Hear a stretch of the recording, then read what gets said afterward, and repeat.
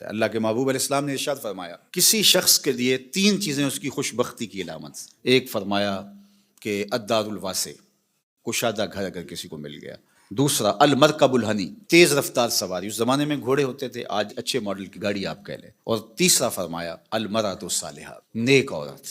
نیک عورت اللہ کا انعام ہے. اس کی تشریح بھی فرمائی کہ نیک عورت کون ہے. فرمایا جب تم اسے حکم دو تو وہ بجا لائے، اور جب تم اسے دیکھو تو تم خوش ہو جاؤ. تو یہ نیک عورت کی علامت بیان فرمائی گئی. تو نیک عورت آنے والی نسلوں کی ضامنہ بنتی ہے.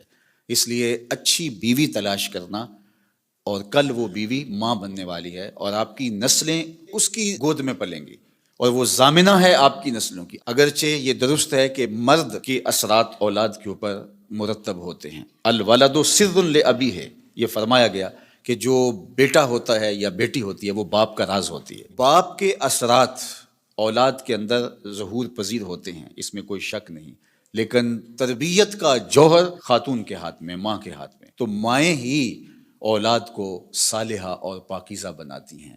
اللہ اکبر. اگر ماں مائی راستی ہو تو بیٹا فرید الدین گنج شکر ہوتا ہے، اور ماں ام الخیر ہو تو بیٹا شیخ عبد القادر جیلانی ہوتا ہے، اور اگر ماں فاطمہ ہو تو بیٹا حسین ابن علی ہوتا ہے.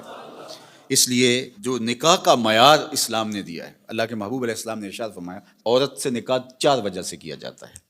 یعنی کوئی بھی کسی سے نکاح کرتا ہے تو اس کے جو دواعی ہیں، جو محرکات ہیں، وہ 4 ہیں. سب سے پہلا فرمایا لمالہا، عمومی طور پہ یہ لوگوں کے رویے ہیں جو حضور نے بیان فرمایا. مال کی وجہ سے لوگ کسی سے نکاح کا رشتہ جوڑتے ہیں. دوسرا فرمایا لحسبہا، کسی کے حسب و نسب کی وجہ سے، خاندانی وجاہت کی وجہ سے رشتہ جوڑا جاتا ہے. تیسری بات فرمائی ولجمالہا، کسی کی خوبصورتی کی وجہ سے رشتہ جوڑا جاتا ہے. اور پھر آقا کریم علیہ السلام نے چوتھا فرمایا لدینہا، کسی کے دین کی وجہ سے اس کے ساتھ رشتہ جوڑا جاتا ہے.